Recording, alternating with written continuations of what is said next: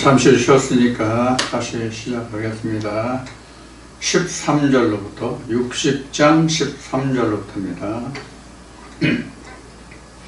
레바논의 영광 곧 잣나무와 소나무와 황양목이 함께 내게 이르러 내 거룩한 곳을 아름답게 할 것이며 내가 나의 발 둘 곳을 영화롭게 할 것이다.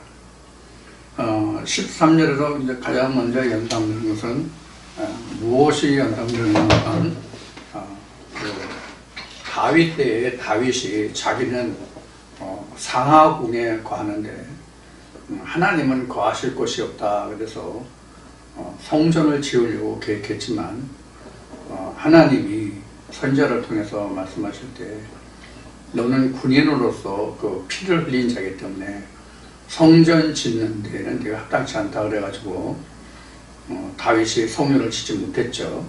그러다가 이제 솔로몬 왕 때에 그 예루살렘 성이 완공되는데 그때 사용됐던 성전 제목으로 사용됐던 것이 바로 레바논산 그 황양목과 백향목 이런 것들이었죠. 주로 이제 백향목이 많이 쓰여졌는데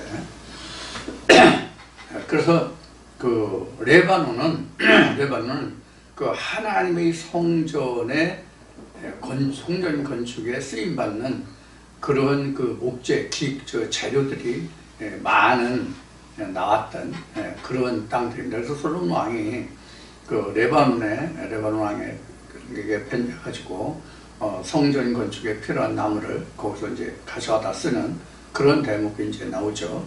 그것을 연상하시면 되겠습니다. 그래서 그 레바논 하면 여기에 기록되어 있듯이 그 거룩한 곳을 아름답게 하는 그런 이제 그 목재들이잖아요. 그게 이제 우리로 얘기하면 하나님의 성전 건축에 쓰임 받을 수 있는 말씀들이 우리는 그 레바논의 백향목이나 황양목, 소나무 이런 것이 되겠습니다. 여기서는 지금 백향목이 안 나오고 소나무와 잣나무와 그다음 황양목만 나왔죠. 그런데 실제 그 솔로몬 성전은 백향목이 쓰였죠. 이런 것들을 우리가 생각하시면 됩니다. 그래서 이 성전을 짓는 것은 하나님의 말씀 중에서도 가장 그 견고하고 온전하고 튼실한 그런 나무들이 이제 사용된다고 생각하시면 되겠습니다. 그럼 우리 중에서도 이제 가장 확신이 되고 온전히 해석이 되고 이해가 되고 깨달아진 그런 말씀들이 성전 건축의 그 목재가 되겠죠. 또 이것이 이제 이스라엘의 그 성전 건축할 때에 12지파가 나오는데 예수 때에는 이게 12제자가 됐고 그것이 계시록에서는 12기초석과 그 다음에 12기둥이 됐죠. 그래서 이게 성전을 세우는 그런 이제 제목으로 기록된 말씀이 되겠습니다. 우리도 이렇게 이제 성전 건축에 대한 말씀들이 있다는 것. 나는 어떤 말씀이 어떻게 성전 건축에 어떤 기초석이 되고 어떤 그 기둥이 되고 어떤 색이 되고 하는 것을 나는 모르지만 우리 속에서는 하나님의 말씀이 그렇게 역사된다는 것. 그래서 하나님이 그 지어주시는 그 성전은 사람의 눈으로 보기에는 기이한 것인데 하나님 보기에는 하나도 기이하지 않다. 이제 이런 말씀으로 이제 설명을 할 수가 있겠죠. 자, 그래서 13절은 각자 안에서 만들어지는 성전 건축 재료들 이렇게 이야기할 수 있는 부분이 되겠습니다.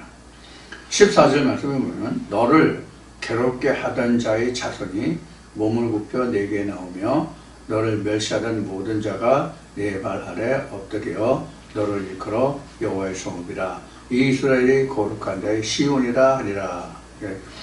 이제 여기 보면 이스라엘과 시온이 나오는데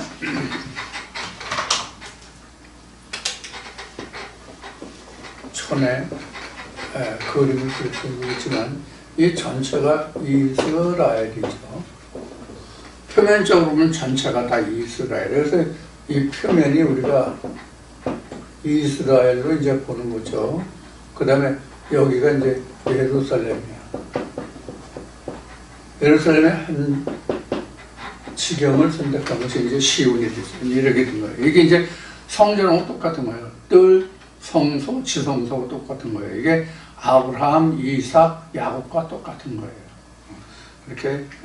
그래서 그 하나님이 모세에게 시내산에서 말씀을 주시고, 그 다음에 그 성전 건축을 하게 하실 때, 네가 시내산에서 내가 네게 보인 그대로 성막을 지어라, 이런 말씀이 기록이 되는데, 바로 이런 것을 말합니다. 그래서 결국 이게 다 하나예요. 그래서 우리가 성전을 생각할 때 이제 바로 이런 것이죠. 그래서 이게 다 변해서 요것만 이제 땅으로 가는 거예요. 보면. 그리고 이것은 위로 올라가는 그런 것들입니다. 이것이 우리 그 사람으로 본 마음이죠. 마음에 하나님의 말씀이 심겨서 여기가 하나님의 성전이 다 되는 거죠. 이렇게 해서 우리가 나라는 마음이 각자 나타나요. 마음이. 그래서 내가 구원을 받았다, 구속을 받았다, 이렇게 되는 거예요. 하나님 본래 죄가 없잖아요. 그런 의미로 기록된 말씀이 되겠습니다. 그래서 너를 괴롭게 하던 자의 자손이 몸을 굽혀 내게 나오며, 이제 괴롭게 하던 게 주로 우리로 보면은, 여러분들은 그런 생각을 해보셨는지 모르겠지만은, 좀 내가 무언가 그 성경 내용에 대해서 깨달으려고 하고 알려고 그러는데 전혀 이것이 앞뒤가 전혀 통하지 않아요. 그런 것이 바로 이 14절에서 기록한 게 괴롭게 하는 것이죠. 이게 괴로운 일들이죠. 그래서 이제 열왕기에 보면 그 엘리야와 바알의 선지자들이 갈멜산에서 그 서로 대결하는 그런 모습을 보잖아요. 그래서 각을 뜨지 말고, 이런 것도 바로 그런, 하나님이 어떻게 그것을 조명해 주시는가 의미가 이제 각을 뜨지 말고예요. 너희가 미리 이렇다라고 예단하지 말고 하나님의 응답을 기다려보자 하는 뜻을. 이제 여기에서도 그 14절에서도 바로 그런 것이 되겠습니다. 너를 괴롭게 하던 자의 자손이 몸을 굽혀 내게로 나오면 너를 멸시하던 모든 자가 내 발 아래 엎드려 너를 일컬어 여호와의 성읍이라. 이스라엘의 거룩한 자와의 시온이라 할 거라. 이제 결국 이제 앞 시간에도 말씀을 드렸지만, 모든 말씀들이 다 사라로 이끌어 올려져서 거기서 이삭을 낳고, 이삭이 야곱을 낳고, 야곱 중에서 죄가를 떠나서 온전한 열매를 먹고 하나님이 성에 입성하는 그런 결과를 우리가 그려볼 수 있는 그런 말씀이 되겠습니다. 자, 15절 보면, 전에는 내가 버림을 입으며 미움을 당하였으므로 내게로 지나는 자가 없었으나 이제는 내가 너로 영영한 아름다움과 대대의 기쁨이 되게 하리니, 이렇게 되어 있어요. 이건 이제 이스라엘이나 유다로 보면 하나님을 떠나고 그들이 하나님께 배반하고 악을 저질렀을 때는 상당한 고통을 겪었죠. 그러나 이 역사를 거슬러 올라가서 다윗 때나 그 솔로몬 때를 보면 어느 열방도 이스라엘을 작은 나라라고 깔보지 못하고 흘겨보지 못했고 업신여기지 못했던 그런 시절이 있었잖아요. 오히려 모든 열방들이 이스라엘의 조공을 바쳐가지고 우리 그 인류 역사에서는 영국이 2차 대전이 끝나서 패망하기 전까지, 미국이 세워지고 그 기치를 올리기 전까지는 해가 지지 않는 나라, 이렇게 표현을 했듯이 이스라엘이 솔로몬 왕 때에 사실 오늘날 우리가 쓰는 지구촌 용어로서는 가장 먼저 패권국이 됐던 게 이스라엘 때 솔로몬이었어요. 그래서 열방이 전부 다 조공을 바쳤잖아요, 솔로몬 왕이. 물론 이것이 다윗의 공이에요. 다윗의 공이에요. 자, 지금 이것을 이 말씀에서 앞에 뭐 황양목과 잣나무와 소나무가 나오는데, 이것을 지금 이 그림에 보면은 여기가 다윗이에요. 여기가 솔로몬이에요. 이게 이제 열방들이에요. 열방들이 전부 영으로 다 향했잖아요. 다. 이런 것 같아요.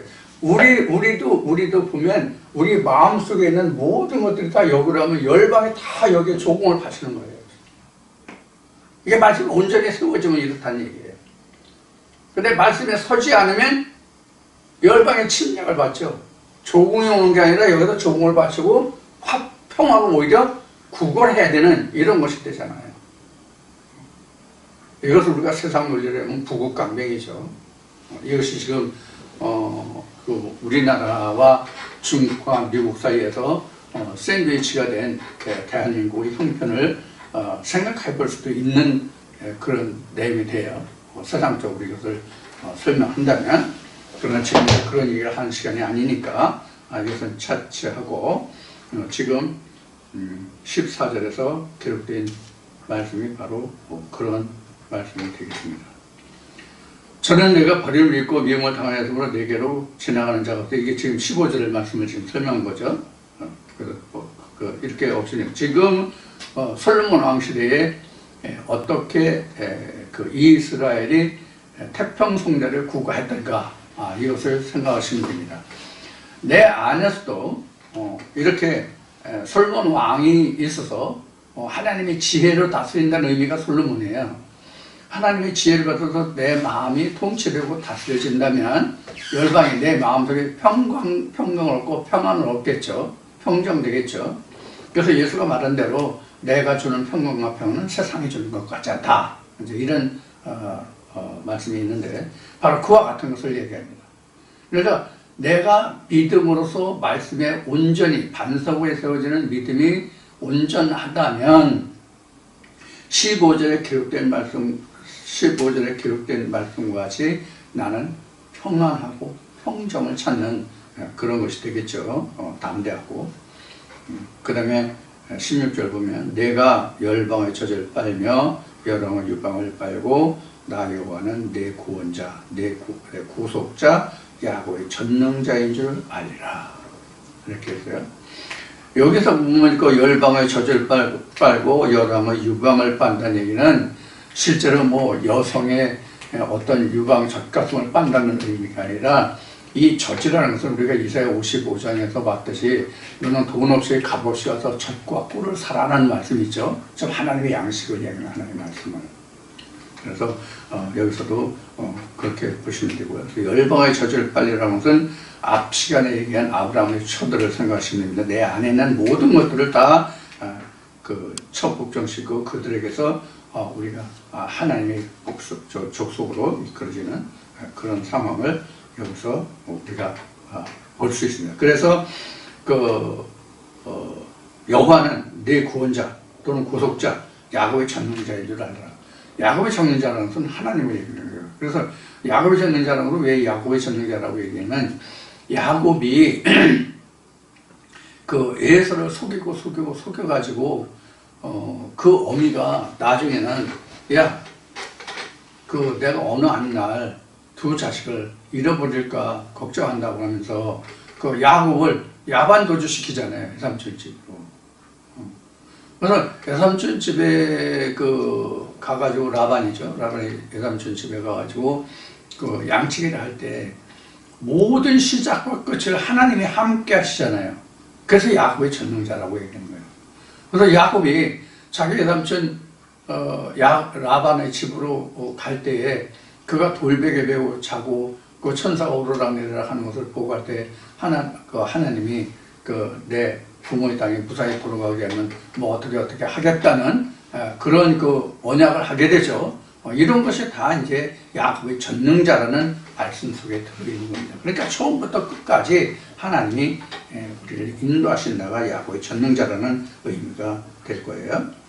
그 다음에 17절에 보면 내가 금을 가져 놋을 대신하며 은을 가져 철을 대신하며 놋으로 나무를 대신하며 철로 돌을 대신하며 화평을 세워 관원을 삼으며 의를 세워 감독을 삼으리니 이렇게 되어 있어요.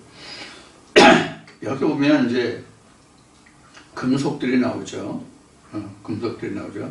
이게 다 이제 하나님 말씀으로 보면 됩니다. 한 단계씩 레벨업된 그런 이제 관계를 지금 말하고 있죠. 색은 같지만 금속의 종류가 틀려. 예를 들어서 놋과 금은 색이 같아요. 놋도 황색이고 금도 황색이에요. 그러나 놋과 금은 본질적으로 틀리죠. 외형으로 봐서 색은 같을지 몰라도 어떤 것이 진짜 금이냐 하는 것을 이제 여기서 그런 거죠. 우리가 겉에 노란색만 보고 지금 제가 여기 지금 계속 있는 거 이게 이제 금색인데 이게 사실은 노란색을 입힌 거지 이 자체가 금이가 돼요. 내가 지금 금을 이만큼 가지고 있다면 요새 금값이 진짜 금값이던데 나도 좀 돈 자랑 좀 할 수 있겠죠. 근데 이제 색만 그렇지 안 그렇다면 이러한 내가 놋이 있다면 이러한 놋을 하나님이 금으로 삼아주겠다는 얘기예요. 즉 전에는 내가 진짜가 아닌 것을 가지고 그렇게 했을지라도 이게 내가 이제 진짜로 바꿔줄게. 그걸 하나님의 말씀으로. 그래서 이제 창세기 보면은 사대강이 나오는데 그 금이 나오죠. 근데 성경에서 금이 나오는데 금도 어떤 금이냐면 정금이죠. 정금이라고 나오는 말은 순금이라는 얘기예요. 순금이라는 얘기는 험과 티가 없다는 얘기예요. 물론 세상에 금은 순도가 100%가 없어요. 99.99예요. 100%가 없어요. 불순물이 들어가 있다는 얘기죠. 얼마가 들어있던 시간에. 그러나 하나님의 말씀에서는 전혀 불순물이 없어요. 불순물이 있다면 내 생각과 세상의 것이 거기에 내포되어 있다는 얘기예요. 그래서 하나님은 험과 티가 없다 이렇게 된 거예요. 그리고 험과 티가 없다는 것은 지금 금이 나왔으니까 또 놋이 나왔으니까 험과 티가 없다는 것은 노에 집어넣어도 찌꺼기가 안 나온다는 얘기예요. 하나님의 말씀에 찌꺼기가 있습니까? 없잖아요. 하나님의 말씀에 찌꺼기가 없어요. 이게 또 험과 티가 없다는 얘기예요. 자, 그 내용이 지금 내가 금을 가져 놋을 대신하며 은을 가져 철을 대신하며 철과 은은 비교가 안 되죠. 철은 색이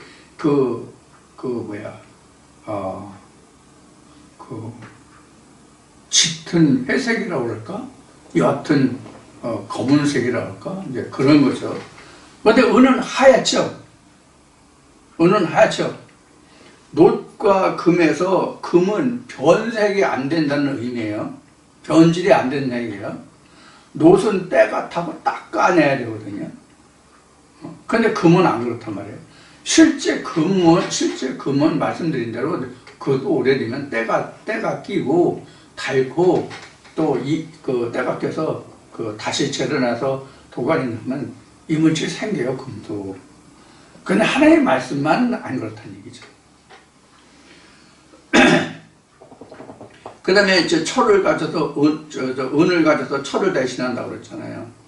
철과 은은 비교가 안 되죠. 그러니까 같은 세부치 금속이지만 철은 흑회색이라고 해야 되나?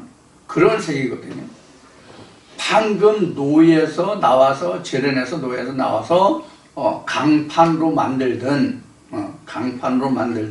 어떻게 하든지 간에 그것은 흑회색이에요. 그런데 은은 색이 하얗잖아요. 우리가 정은이라는 얘기를 하면 우리가 순은이라고 하나요? 우리가 이 순은은 색이 하얗단 말이에요. 우리가 하얗게 됐다는 얘기거든요. 하나님 앞에 내가 하얗게 드러났다는 얘기. 이게 무슨 요한계시록 얘기면 하나님이 두루마기를 주시면서 그 두루마기를 빠는 자는 복이 있다. 예수의 피에 빨면 희게 됐다. 뭐 이렇게 얘기하잖아요. 바로 그걸 얘기해요. 우리가 하나님께 흰색으로 드러났다. 하나님의 백성으로 드러났다가 철이 은으로 됐다. 이렇게 설명할 수 있고요. 그 다음에 놋으로 나무를 대신하며 나무 대신 놋. 이게 이제 바울이 디모데에 편지할 때 큰 집에는 그릇의 종류가 많은데 거기에 뭐 여러 그릇의 종류가 많다고 돼 있죠. 이 그릇의 종류를 하기로 해요. 근데 여기서 지금 노시 앞에서는 그 놋 대신 금이었는데 여기서는 나무 대신 노시예요. 나무와 놋은 비교가 안 되죠. 하나는 자연 목재이고 하나는 금속이에요. 비교가 됩니까? 안 되죠. 가치로 봐도 안 되고. 그래서 이런 이제 우리가 하나님 안에서의 신분 상승이라고 할까? 신분 상승은 뭐 사회적으로 뭐 현재 일본에 일본이란다 그 인도 같은 데는 카트 제도인가 뭐가 있어가지고 지금도 뭐 계급의 직분이 있는 성문 사회거든. 그래서 뭐 세탁자는 영원히 그 자식 대대로 세탁이 되고 우리나라 일시전 때 뭐 종은 뭐 자식을 낳아도 자식도 종이 듯이 그런 게 있다고 그러고 영국 같은 경우에는 이제 뭐 경이라고 그래가지고 경이나 자기나 이런 그 칭호를 줘가지고 계급 사회를 만들었죠. 그러나 오늘날은 그게 없죠 사실은요. 뭐 존재하긴 하지만 옛날에 비하면 그 계급 사회가 미미하죠 지금은. 그것이 우리가 하나님 안에서 우리가 어떻게 변화되어 가고 하나님의 백성이 되면 우리를 어떻게 대우해주고 어떻게 취급해주고 어떻게 우리를 바라보시는가 이제 비유 포인트 관점이죠. 관점을 여기서 설명하고 있다 이렇게 보시면 됩니다. 그러니까 이스라엘 백성들이 앞에 나왔듯이 너희가 그 하나님께 그 죄를 지고 진노해서 내가 너를 쳤지만 내 은혜를 또 이렇게 하는데 이렇게 해주겠다는 얘기예요. 이렇게 해주겠다는 얘기예요. 그러니까 신분 상승이라고 지금 얘기하는 거예요. 하나님 안에서 하나님의 자녀로 삼아주는데 그만큼 내가 너를 귀히 여기겠다는 그런 뜻이란 말이에요. 하나님의 백성이 되면 18절에 다시는 강포한 일이 내 땅에 들리지 않을 것이요 황폐와 파멸이 내게 내 경내에 다시 없을 것이며 내가 내 성벽을 구원이라 내 성문을 찬송이라 칭할 것이라. 이게 여기서 성문은 여기가 성문입니다. 예루살렘의 성문입니다. 이스라엘이라는 것은 이게 지경이라고 그러죠. 실선 도중 지경이 되고요. 여기가 이제 뭐가 있냐면 예루살렘이가 성벽이에요. 여기는 이스라엘은 이스라엘 백성이면 누구나 다 들어갈 수 있지만 어디나 그냥 왕래할 수 있지만 여기는 성문이다. 예루살렘은 성문이 있단 말이에요.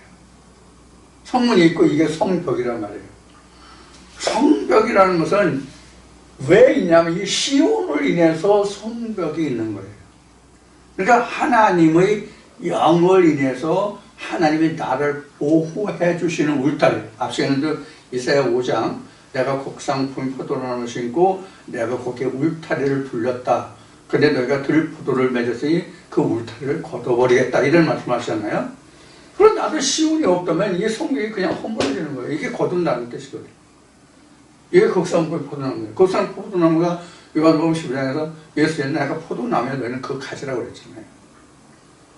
이런 의미가 이제 그러니까 우리가 늘 말씀을 드리지만 성경은 많은 말씀들을 우리가 연상해서 이런 말씀 이렇게 이런 말씀 이렇게 이런 말씀이 이렇게 적용되겠구나 하는 것을 우리가 이런 식으로 우리가 엿볼 수 있는 그런 부분이 되겠습니다.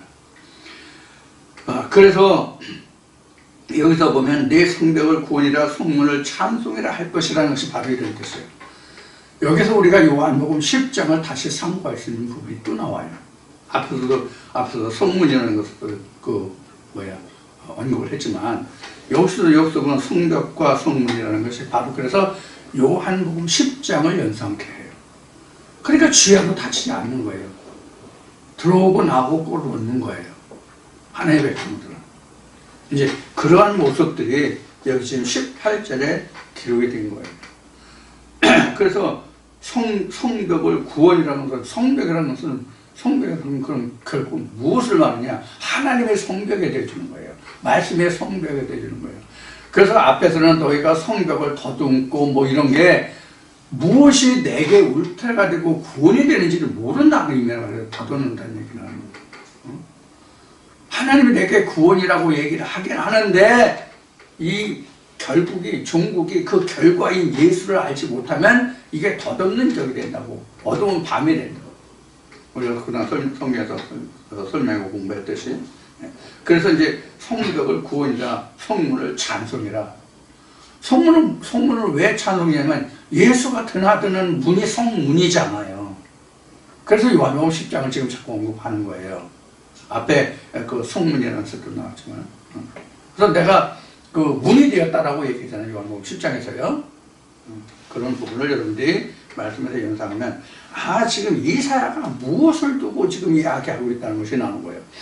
그래서 예수가 그 2000년 전 유다 땅에 왔을 때에 이스라엘 백성들에게 한 말이 뭐냐면 너희가 모세의 글을 읽어보지 않느냐 선지자의 글을 읽어보지 않느냐 너희 거기에 기록된 모든 것이 다 나에 관한 것이다 라고 말하는 것이 이런 거예요.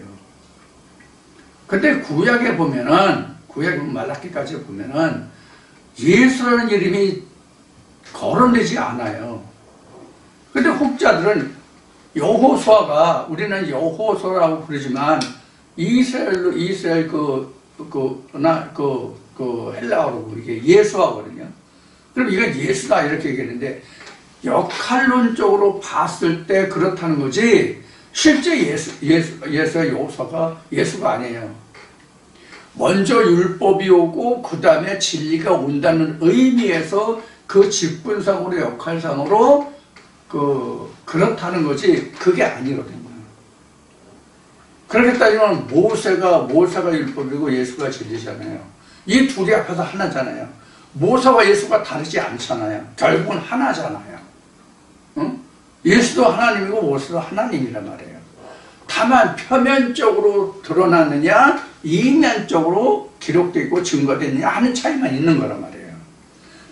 그래서 오늘도 얘기했지만 율법과 진리가 모세와 예수가 하나가 됐을 때 우리는 이삭이라고 한다. 이제 그런 의미가 되는 거예요. 오늘 말씀드린 게. 모세와 예수가 맞닿고 온전히 퍼펙트하게 하나가 됐을 때 이것을 이삭이라고 그러고 여기에서 나온 씨만이 야곱이 되고 여기서 나온 야곱이라 할지라도 그 죄 걸었던 자 껍데기를 벗긴 자가 내 백성이 되고 내 은혜를 입을 자다 이렇게 이제 정리가 되는데 여기서 성벽과 성문이 바로 그런 겁니다. 그래서 성벽이 구원이 되고 성문이 찬송이 되고 이제 그런 예수만 찬송받을 대상이잖아요. 19절 보겠습니다. 나는 낮의 해가 내 빛이 되지 아니하며 달도 내게 빛을 비추지 않을 것이요 오직 여호와가 내게 용명한 빛이 되며 내 하나님 내 영광이 되리니. 이것은 뭐냐면 우리가 낮에는 그 태양을 바라보고 저녁에는 그 별과 달을 바라보고 우리가 빛이 있어야만 우리가 식별이 되죠. 그래서 우리가 길을 행하든가 일을 하든가 할 때 빛이 없으면 아무것도 할 수가 없죠. 그런 의미예요. 그런데 전에는 그냥 세상의 빛과 어둠을 쫓아갔다면 이제는 그런 세상의 빛과 어둠이 아니라 하나님이 내게 빛과 어둠이 돼서 하나님이 너를 인도하실 거라는 얘기예요. 그러니까 하나님의 자녀가 되면 낮과 밤이 없어요, 사실은. 그래서 잠언인가 어디 말씀해 보면 낮은 낮에게 밤은 밤에게 말한다는 서로가 언어가 없어도 서로 상통한다는 그런 의미의 말씀이 기록이 되죠. 이게 바로 성문을 닫지 않는다는 뜻과 같은 거예요. 자, 이와 같이 지금 19절에서 설명하고 있는 것은 하나님이 우리에게 빛이 됐다는 얘기예요. 하나님이 우리에게 빛이 됐다는 우리가 창세기 공부할 때 얘기했듯이 창세기 1장 2절에 하나님의 신 노아 그죠? 이게 우리에게 빛이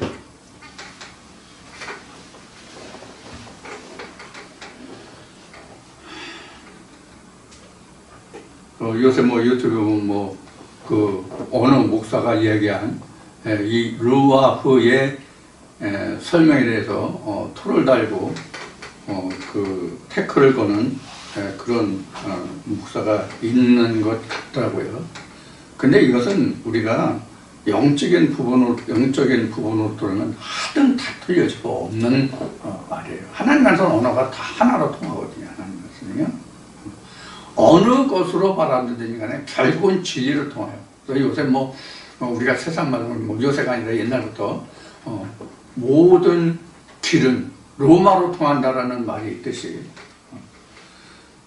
그 모든 언어는 다 하나님이 그 인간에게 주신 것이기 때문에 그래서 사람만이 우리가 하나님을 알 수 있는 거예요. 왜? 언어가 있기 때문에.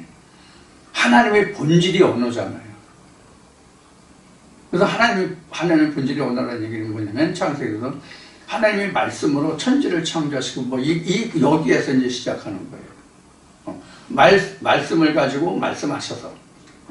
그러니까 성경이 있으면 하나님을 말씀하심에 이것이 이제 말씀이 말씀하셨다. 즉 하나님이 말씀이거든요. 하나님이 말씀인데 이 말씀을 그 증거를 해야 되잖아요. 언어로 해야 되잖아요. 그것을 말하는 거예요. 그렇게 해서 이제 하나님을 드러내는 거죠. 이게 요한복음에서는 이 1장에서 말씀이 육신을 입었다. 이런 얘기예요. 그러니까 말씀이 육신을 입었다. 즉 하나님이 사람의 몸에 실려졌다. 이걸 세상 무당의 이치로 말하면 무당이 신을 받았다. 이와 같은 뜻이에요. 예수가 말하면 하나님이 나를 말씀으로 거룩하게 하사 내가 세상에 보내져서 내가 하나님께로부터 왔다는 말을 너희가 왜 기여이고 참나마다 않냐. 이 말씀 같은 거예요. 그러니까 신을 입었다는 하나님 신을 입었다 그랬거든요. 무당도 신을 입어서 하는데 하물며 하나님의 말씀에 하나님의 신도 신을 입어야 되죠.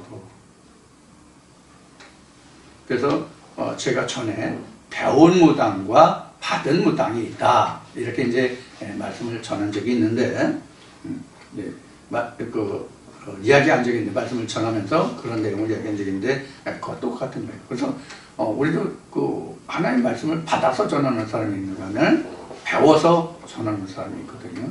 그래서 배운 신과 받은 신 이렇게 말할 수 있어요. 자, 그 다음에 이제 20절 말씀 보겠습니다. 다시는 내 해가 지지 아니하며 내 달이 물러가지 아니할 것은 여호와가 내 영영한 빛이 되고 내 슬픔의 날이 마칠 것입니다. 이렇게 되어 있죠. 이제 하나님이 우리에게 영구한 이제 빛이 되어 주시는 거예요. 그래서 슬픔이 떠났다. 슬픔이 떠났다는 얘기는 밤이 없다는 얘기예요. 실제 슬픔이 없다는 얘기가 아니라 밤이 없다는 얘기예요.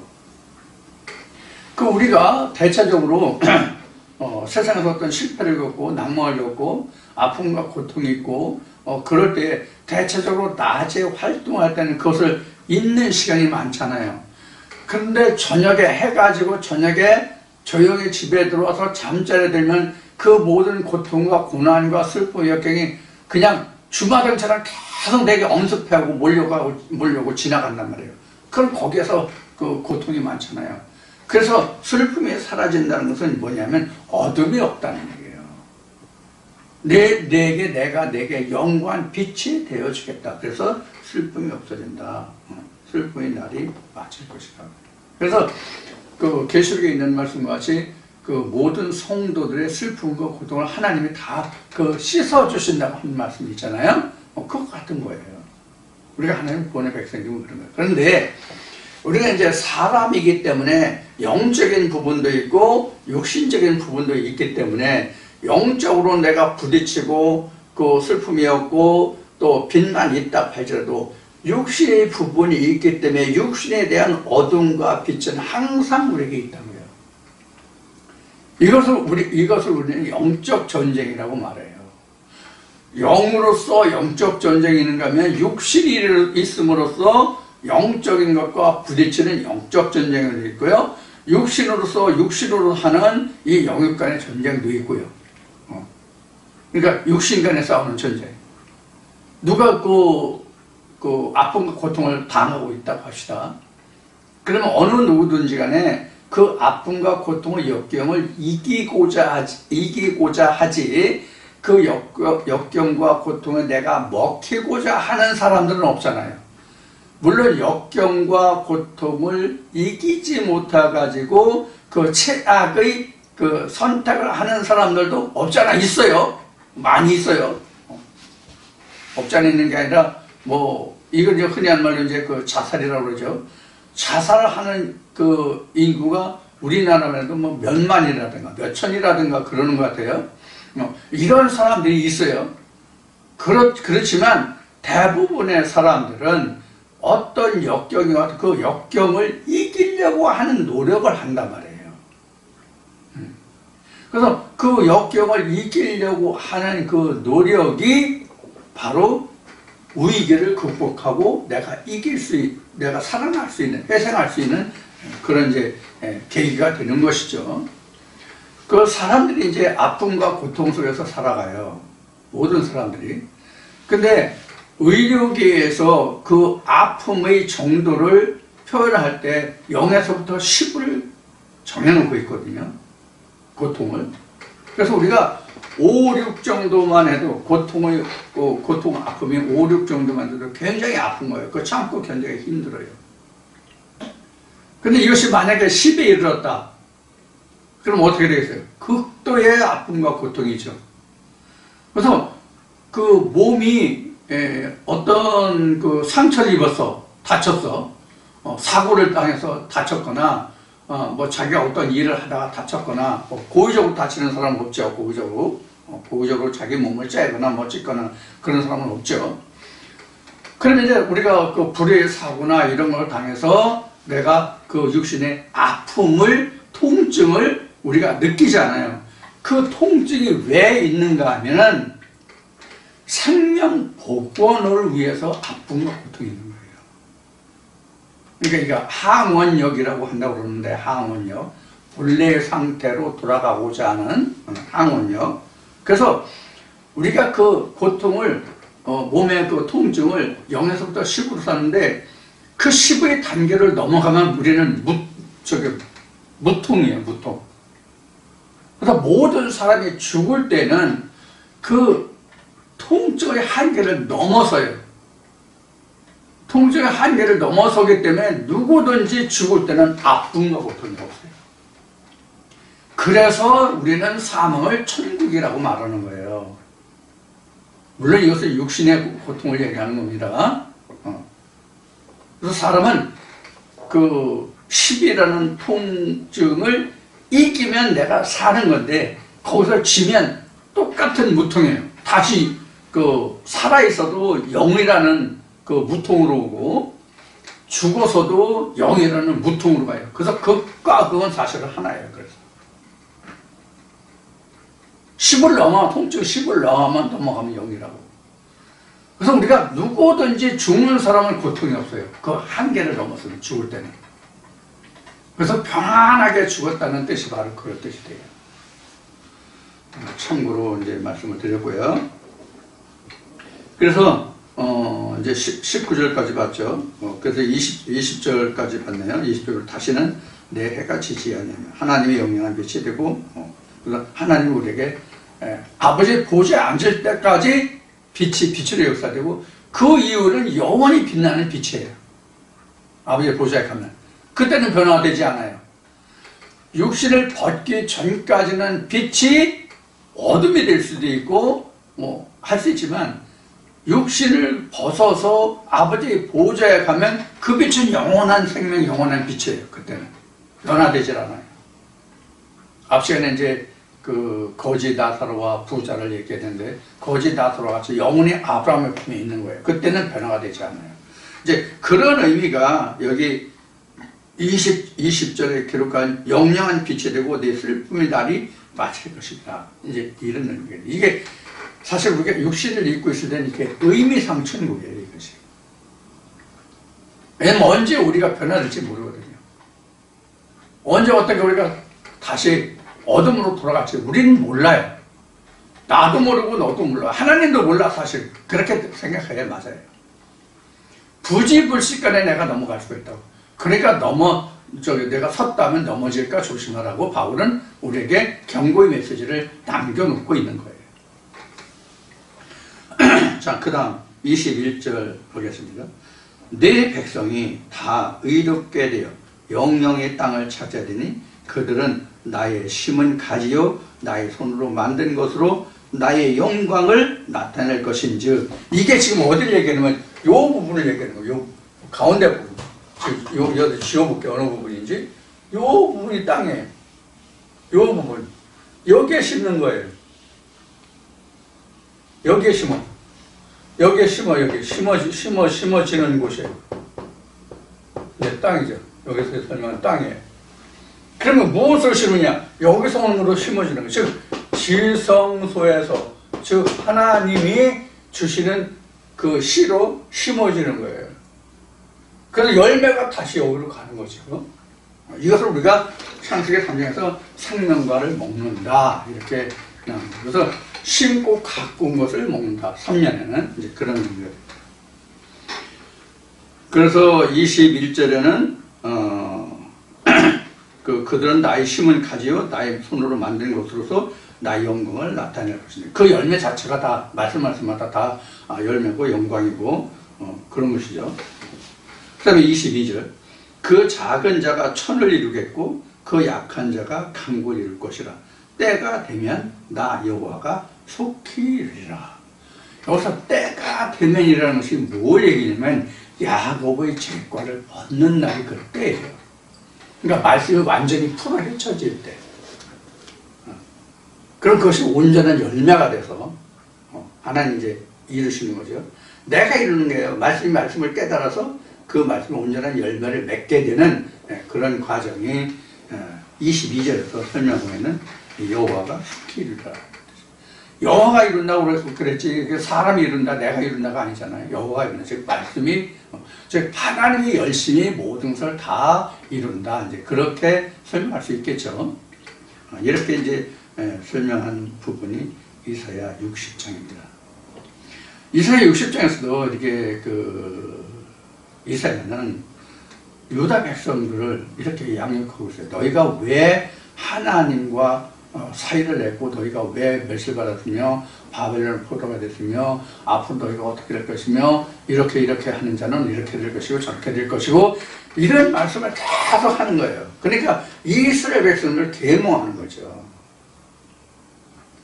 너희가 왜 하나님에게 벌을 받아서 내침을 받아서 너희가 바벨론의 느부갓네살 왕의 몽해를 메었으며 너희가 왜 뿔뿔 흩어지며 많은 그 사람들이 죽임을 당했으며 멸망했으며 이런 것들을 이스라엘 백성들에게 옛날 일을 회상시키면서 이스라엘 백성들에게 교육시키는 거예요. 이스라엘 백성들이 바벨론 느부갓네살의 몽해를 진 게 68년 70년이잖아요. 우리나라 같은 경우는 36년간 일제 강점기를 거쳤는데 그 36년도 엄청 긴 세월이 했단 말이에요. 그런데 그 베나드는 70년, 68년을 종사를 했으니 얼마나 피폐했겠습니까? 그래서 이미 앞에도 말씀을 드렸지만 이스라엘 백성들이, 유다 백성들이 지금 그 바벨론 땅에 가서 그 현지의 바벨론 여자들과 결혼해서 심지어 제사장들도 현지 여성들과 결혼해서 살림을 차리고 가정을 이루고 사는 그런 백성들이 많았잖아요. 그래서 이스라엘이 회복되면서 본국으로 회개하면서 특히 레위 족속들은 현지 여인들을 아내를 취하던 것을 다 이제 오늘날 이혼이죠. 이혼하고 다시 귀국해서 새로 가정을 이루는 그런 역사가 성경에는 기록이 된단 말이에요. 자, 이것은 이제 다른 영적인 의미로 얘기하면 이방연을 우리가 취할 수가 없죠. 이방연이라는 것은 이방의 언약이잖아요. 특히 제사장 레위 족속은 그게 안 되잖아요. 이런 것들을 우리가 볼 수 있습니다.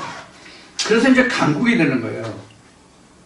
우리가 강국이 된다는 얘기는 두 가지가 있어요. 물리적인 강국이 있고요. 사상적인 강국이 있어요. 근데 가장 무서운 게 뭐가 더 무섭냐면 사상적인 강국이 가장 무서워요. 그래서 이념이 없으면 사상이 없으면 그건 죽은 거예요. 이게 이제 창세기로 돌아가서 요셉을 말하면 꿈을 꾸는 자라고 얘기하잖아요. 이게 이제 사상이에요. 앞에 이제 사상이라는 얘기가 나오는데, 이제 사상이라는 얘기가 나오는데, 그 사상을 뭐라고 이제 그 영어에서, 영어 단어에 뭐라고 나오냐면, 이렇게 나왔어요. 이게 이제 그 생각하다로 얘기하면 이게 필프거든요, 이게. 그럼 이걸 사상이라고 얘기해요. 그럼 왜 그런 사우트가 싱크의 과거 분사잖아요. 그러면 왜 지금 이것이 사상으로 됐는가 하면, 사상은 생각하는 그 순간이 사상이 되는 게 아니에요. 그건 생각이에요. 생각이 쌓여서 이력을 거쳐서 이게 10년, 20년, 30년 같은 생각이 쌓여 있으면 그것이 사상이 되는 거예요. 무슨 뜻인지 이해하시겠어요? 그래서 동사로 쓸 때는 think, south지만은 이것을 어떤 명사로서 사용할 때는 그냥 전혀 변화가 없이 현재, 과거 이게 없이 그냥 south가 된다고. 또